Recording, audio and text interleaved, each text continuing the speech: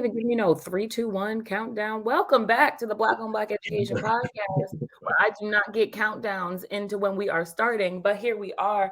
We are live with another episode of the Black on Black Education podcast. And if you listen to us, you know what the first question is. Who are y'all? What do y'all do? And why do y'all do it? I'll start. I'm Kristen. And I'm Lamaya. And our business is Kids for Culture, and we create educational resources that teach kids about self-love, diversity, and self-awareness. Oh, so such important work. Such important work. So give us a kind of a gauge. Like, what's the goal for the company? Like, where are you guys taking this? I can. Okay. So ultimately, I mean, the biggest thing, we wanted to get into a major retailer, which we were able to do that. We're really excited about that. The goal is to continue to expand. We want to become an international brand. Of course, we're Kids for Culture. So being able to take our brand and take that over to different cultures so they can experience as well. And then we also have some characters for our brand. So we would love to get them into the digital space and hopefully turn that into a cartoon to pretty much like promote diversity. Yeah. You got kids around the world, teach them about different places around the world, things they eat, how they dress, the language and things like that. Holidays, things they celebrate. Yeah, I love that. And I think even I would consider myself a kid TV connoisseur. I watch everything Disney, everything Nickelodeon. I babysat for a really long time. So when my friends were like, we don't watch that anymore, I was like, well, I do. We do too. Yeah. It's how I make my money. And so I'm seeing the changes that are happening in the digital space as it pertains to culture. We're seeing the Doc McStuffins. We're seeing the Ni Hao Kai Lans. That's aging myself. But we're seeing like the different ways that media companies are beginning to implement some serious Coco, right? Like really trying to get into people's cultures and understanding them. But the intersection of those, there's still such a huge space for that. Like the intersection of culture and how other cultures experience things differently, and seeing that in real time in a cartoon, like I'm already picturing it. So I can't wait. We've been talking about it for a while. It's just like, we have to figure out how to actually create it and implement it. So we're working on it. No, 100%. But I mean, I'm here for it, and you already know you got somebody who will be watching. So I think. But I think like the next thing that we would love to talk about is just like, tell us that story of impact. What is the story of the child who got one of your toys and just lit up from seeing themselves, or a parent who reached out and was like, this is what you've done for my child? Talk to us a little bit about those stories of impact. Well, I think we both have our own story. Yeah. So mine is from our affirmation flashcards. So I was a preschool director, and so our teachers got, first dibs on our products. So a lot of our teachers were using the affirmation flashcards in their classroom. And the owner of the preschool sent me a video one day of one of the students in the car with her parents, just like randomly saying the affirmation. Like she was in the backseat saying, I am amazing. I can change the world. It's a 3-year-old. And her mom's like, where'd you hear this from? And she's like, I hear it at school. My teacher, is always doing our affirmations with us. So to hear her say that, and the mom get it on video and then have someone else share it with me, it was very impactful. Like we teared up looking at that video. It was just honestly just amazing to see like a child remember the affirmations for one, and just to be repeating to herself out loud, which is amazing. Yes, definitely amazing. Lamia? No, go ahead. No, it's I guess same question for you. I'm because she said that you guys I actually had a friend from high school reach out.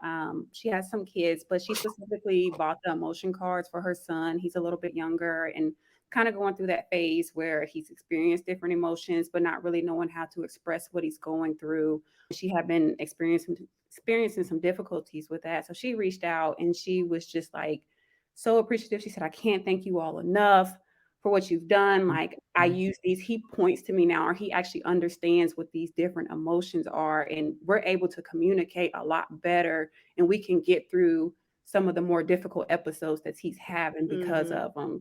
So as a parent, I can completely understand. So that's definitely a huge milestone to be able to have that communication with your child about the emotions that they're going through. Absolutely. Yeah. Yeah. Well, I mean, I would say to, like with no further ado, because if people who are, at least the people who are watching, if they're anything like me, I'm what is this? Like, what does it look like? What does it feel like? You know what I mean? So do you guys have anything you can share with us? Definitely, we can show you I both. want to hear more about the alphabet. So we'll show you guys the affirmation cards first, which is our first product and our bestseller. So these are our alphabet affirmation cards. So of course, letters A through C. And how the cards are designed. So they're designed to mirror skin tones with a pop of color. So I'll show you just like A, B, C, D. Okay, with the product placement. Okay, I don't know if it's gonna be backwards on the camera. Okay, you got it this way. Okay, This backwards. so they start in shades from like dark brown. Here, let's switch. C and D. C and D. Yeah. We got to make it look right. So different shades of skin tones with a pop of color, and they all, of course, have the letter, and then each one has an affirmation at the bottom. So like for A, it says, A is amazing, I am amazing. B is for believe, I believe in myself. C is for change, I can change the world. D is for dream, I believe in my dreams. E is for enough, I am enough. And of course, it's letters A through Z. So those are our affirmation cards. And also, just me being a preschool director for so long and being in that field, to not just create traditional flashcards. Most flashcards are very bendable.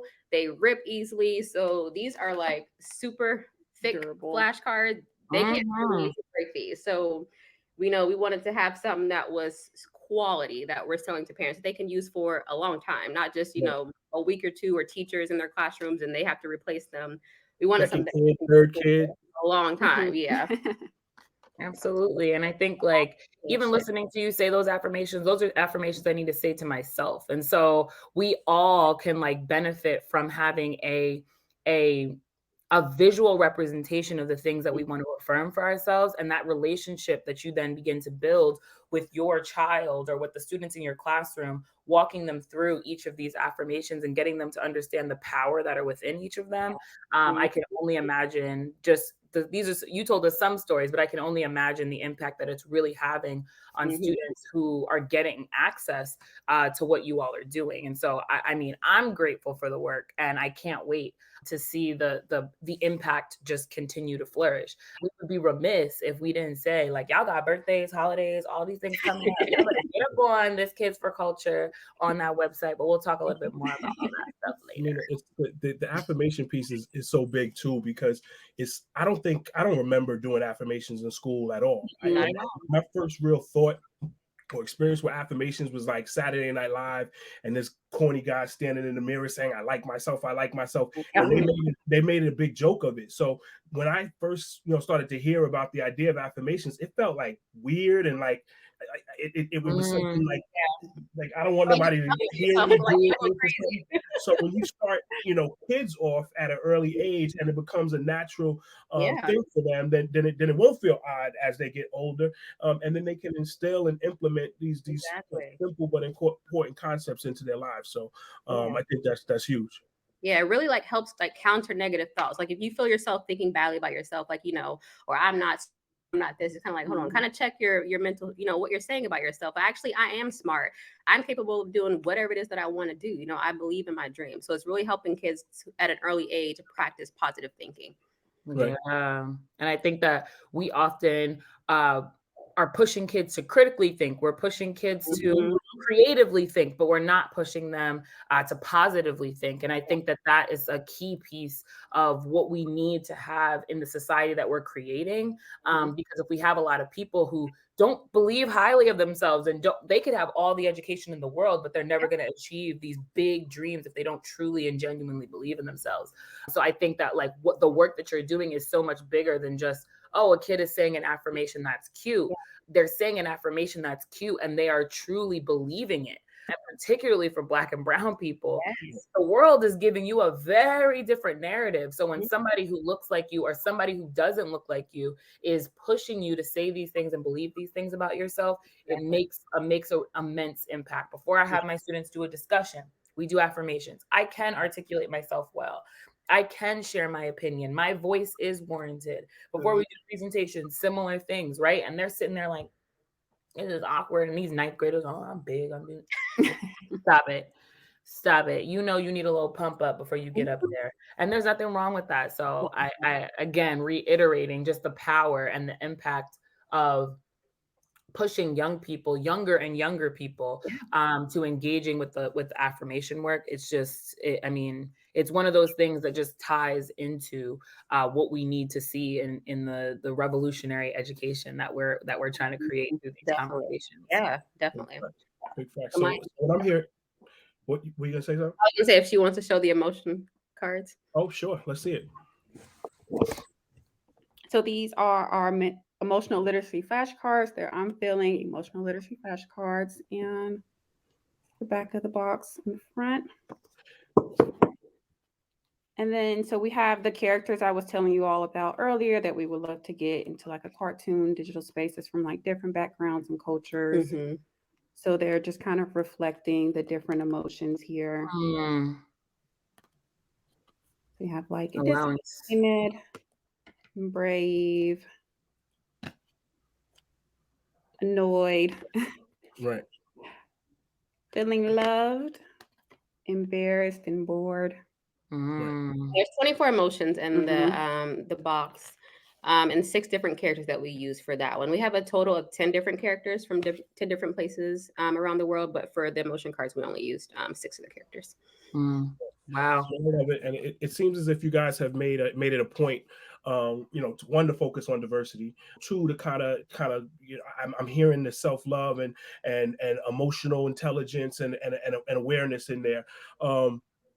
What I want to kind of get a gauge of is, why was that so important to you? What was there something specific, you know what I mean, where you were like, oh my goodness, I have to, we have to do this project. This is so important.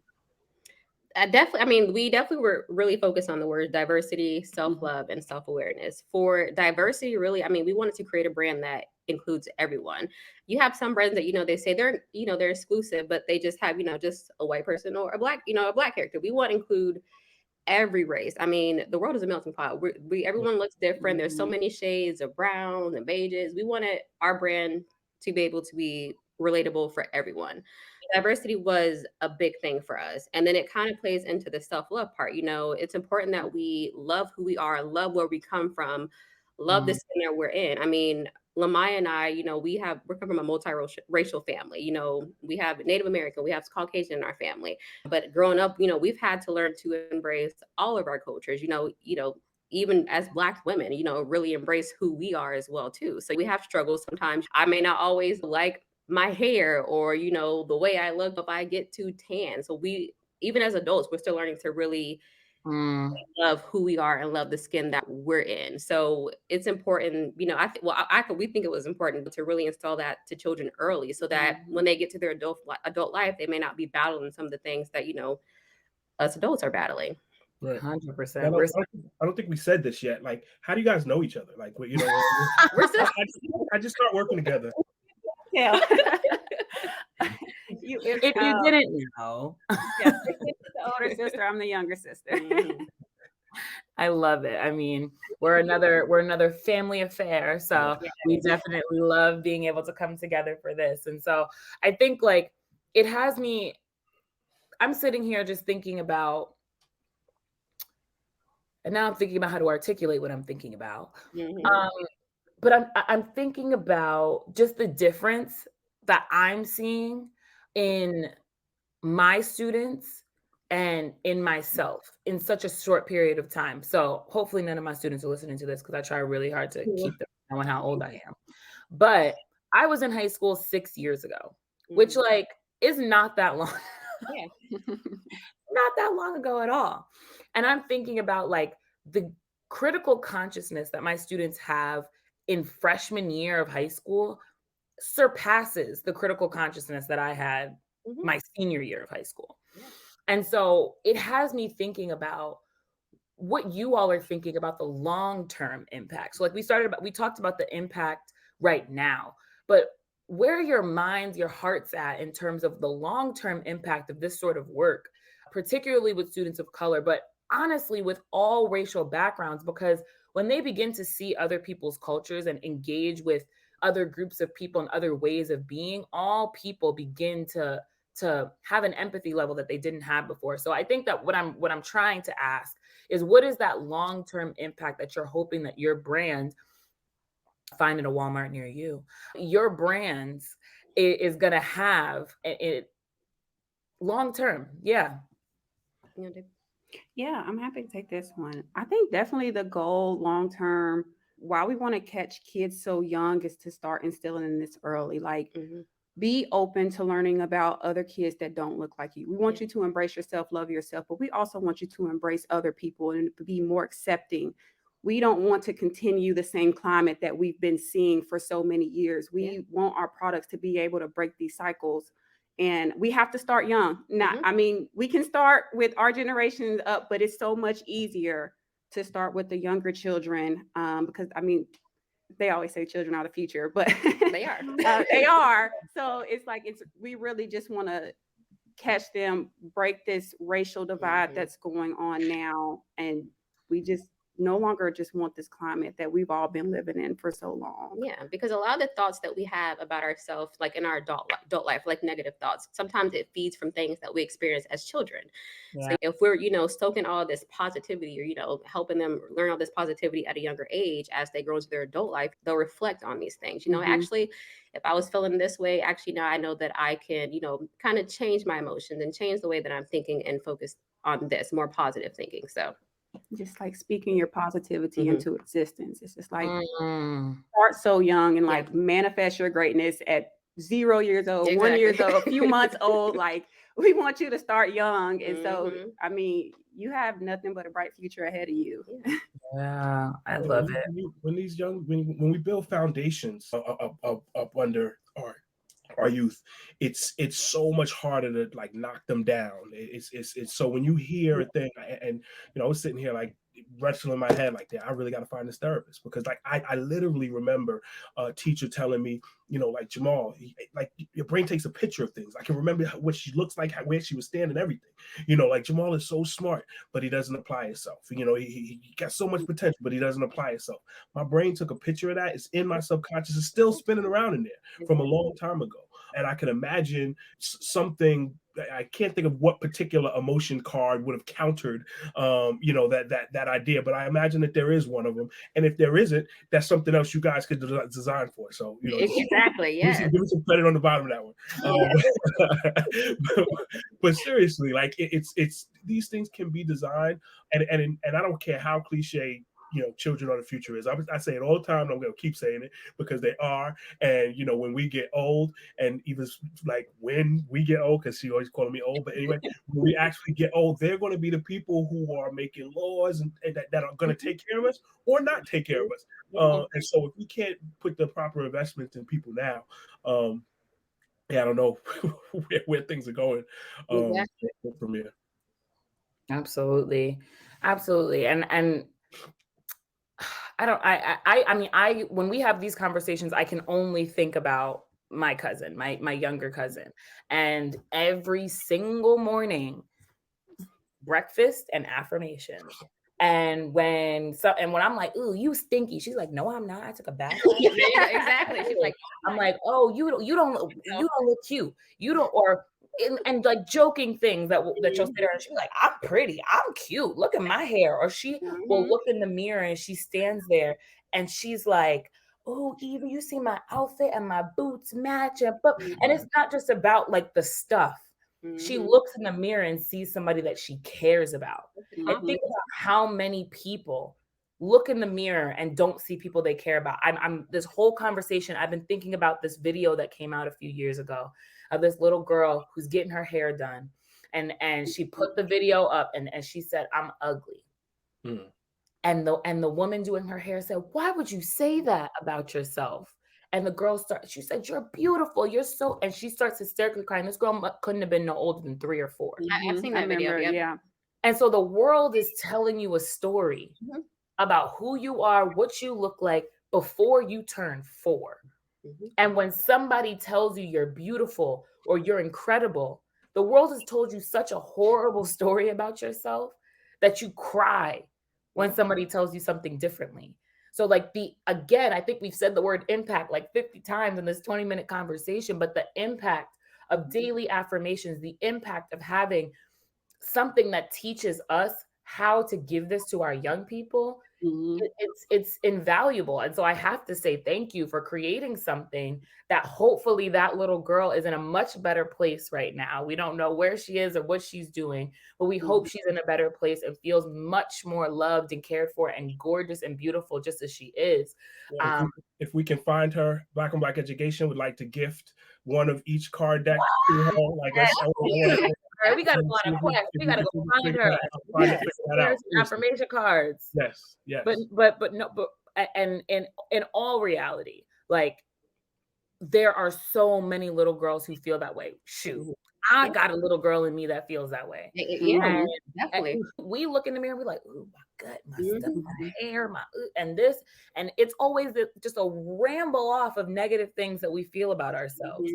And to see a little person in the mirror, like there's nothing better than that. And I know that affirmations from the time she was 0 have been a part of that. So I mean, the impact is absolutely already there. And so I think that like where we wanted to go with this conversation is now beginning to like tell people how they can get their hands on this, like getting people understanding your business. And so you have a partnership with Walmart.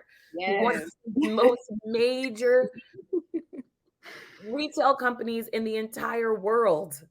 How about we start there? How did that happen? How did that happen? Sure a lot of people. By the grace of God. That's how it happened. I said, by the grace of God is how it happened. But Walmart, I mean, they found us on Instagram through hashtags. I'm not sure what hashtag it was, but we had a buyer contact us through our contact page on our website. And it said, hey, I'm a buyer from Walmart. You know, we love your brand. We, want to talk to you. And I'm like, because I saw the email first. I'm like, Lamaya, this can't be real. Like, this must be a scam. We Googled the buyer's email address, like found her on LinkedIn and make sure she was legit and everything. And it was. And so we were just speaking like, what if Walmart says they want us to build a product or, put our products in their store? And we had a conversation with her and she literally said that. She was like, we love your brand. We love your mission. We want you guys to create a book based off your affirmation cards. And we want to pair it with a plush doll. And we want to have this in our baby department. And we were just like freaking out. Like we got off the phone, sweating bullets, like screaming, jumping. I was at work in the office at the preschool. Lamaya was at home. Yeah. You was pregnant, right? She had just had a baby. She just had a baby. So we were like freaking out. First thing. Yeah, of course. Yes. And so that's how that started. And once they gave us the assignment, I was like, all right, we have a vision for this. We're going to create this. And that's how we created our Positive Pals and the ABC affirmation book. So we have the Positive Pals here. Very cute. So we call them Positive Pals because they're positive and they're your pals. So each one has an affirmation on their shirt. So this one says, I am kind, I am amazing, and I am loved. And then they come in a gift set with our ABC affirmation book. So this is what the gift set looks like. So it has the front and the doll, and then it talks about the company, the inside the book, and then of course we put our picture on the box as well. This is the packaging, and then this is our little book that we created. So it's just all of our affirmation cards put into a book, which was so crazy because we had a lot of people that were actually requesting a book before the whole Walmart thing even happened, and we were like, well, maybe we'll do a book, but it wasn't like on our radar yet, but Walmart put it there. So so that's how that started. So when they initially contacted us, they only wanted to do 300 stores. But as we started to develop the product, I guess like a lot of the people at Walmart, like the higher ups, VP, were like, no, we need this in every store. So we went from being 300 stores to full chain. So so we are super excited. Incredible. That is incredible. That's have chills. The stuff dreams are made of. The stuff dreams are made of. But anybody who's listening, say that again. I said it still doesn't feel real. Like to say, we have a product, bought by Walmart. I mean, it's not in the stores yet. It'll be in the stores spring 2022.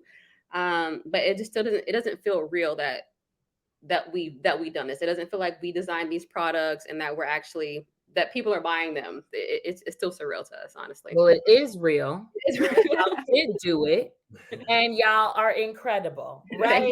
Like, and when the campaign happens where people are in Walmart and they're buying it and they're looking at it and they're, oh my God, I found my, you know what I mean? And then they buy more and more and more.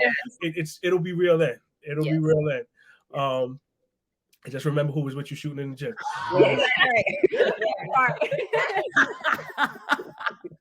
No, but seriously, I mean, for everybody out there that has a product in their head and in their heart, you started a process. You started a social media. You went, you got your card. You did your part, and then you were ready when opportunity actually came. You know, because there's lots of people who are struggling with their products and things to that effect, and you know, some people I imagine ready to quit. Opportunity is oftentimes like right around, it's like the day after you're about to quit. So I love this story. This is a phenomenal. This is one of the best stories I've heard on the podcast yet. Really, so Walmart found me through a hashtag, and I don't know which one. and I mean that is a story of impact. And again, to all the little people trying to work on my gender neutrality, all the people out there who are going to benefit from the products that are going to be in stores spring 2022. I am just so excited. And so our little cousin, just born 5 months, he will definitely have his, and like just always down, always ready to support. And so the products that you do already have available, how do people get in touch with you? How do they find y'all? How do they engage with y'all? How do they make sure that their children or the students in their classroom get access to this incredible resource? Yeah. So our website is www.kidsforculture.com, and you can follow us and follow our journey on Instagram, which is like our main social media platform, and that's at Kids for Culture. But we're also on Facebook at Kids for Culture LLC. Yep. And all the products, everything that we showed you guys today is available now. The gift sets are available. The Positive Pals are available. It's just on Walmart.com for right now. Mm-hmm.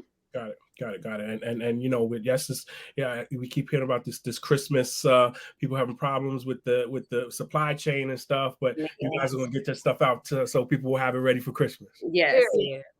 That is why we're launching everything in store for spring 2022 because of COVID supply chain demands. Yes, getting everything here has been a delay. So, being a new business and having to learn this new venture and getting into like a big retail store in the midst of COVID, we're like hitting a lot of challenges early, which I'm thankful for because it's a learning experience for us. Yeah. So hopefully we'll see how things are outside of COVID, but it's definitely been rewarding. It should be like a walk in the park. Yes, exactly.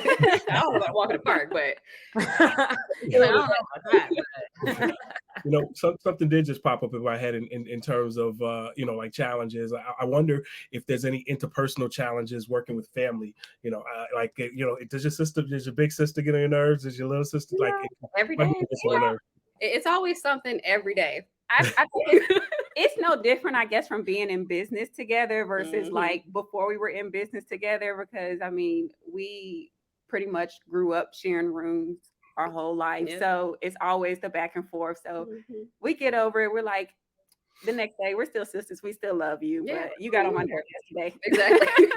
from another family pair. Yup. Yeah. But we definitely hour to hour. Like, I can't stand you. Don't call my phone. And I'm calling you like, okay, so what are we doing? Exactly. Yes. But we definitely have learned, like, I think even going into business together has definitely helped, build our relationship as sisters. Like, we're best friends now. And we're learning more about each other, like in the business side. Like, we've learned like what each of our strengths are. Like, mine is the creative side. Lamaya does like all the business stuff. And it's like, we've really been able to like pick up where each other lack. And that's just, it's been exciting. Got it. Awesome. That is definitely I love it. And so, I mean, our questions are done and we are ready now that everybody has already gone to the site, got their stuff for Christmas, Hanukkah, Kwanzaa, or just for fun. our last question is always the same. We turn the tables, you become the interviewer, we become the interviewees, and you get to ask us a question about the topic at hand. Yes. So we definitely want to know, just as being in the business, what as educators or Black educators is that like, what do you all want to see in the market? Like, we want that feedback because we want to be able to create those products and fill that need that's not being met already. So we would love to hear some feedback. Especially for older students too, because you know you work with high schoolers, so a lot of our products are geared towards younger children. So what is needed for older students? I'm like, how do I not tell y'all an idea that I want to do? I'll go first, because I feel like that, there's obviously enough out there for everybody. Some of the For stuff everybody. you guys have done, those are things that we're thinking about that you're like doing, you know what I mean? So we've thought about, card decks, but on like prompting questions and journal things that get teachers and students, or teachers and parents and kids talking and developing emotional intelligence. I think that puzzles would, like, when you guys have a brand now, like where you can put puzzles together. We have puzzles coming. Yes. They're coming, don't worry. Why everything that Scholastic does, everything that what's the other one? Highlights to do, like it's those can absolutely positively all be things that you guys do. Even workbooks, right? Like I think journals, right? Students need access to engagement. They need, if you just ask a student, how are you feeling? That's great. But they might not have the language to articulate that. So I think even like similar to what you already have, turning the tables and thinking about how older students might engage with the exact same product would be so helpful for them. Like I think that having a card deck that is even the same affirmations that you have on those, but with a different face or a different character, and then having it where you pass them out and have the students reflect on how it makes them feel or how this might work for them. You know what I mean? I think lesson plans, right? Like how does somebody engage with this work in the classroom with their students?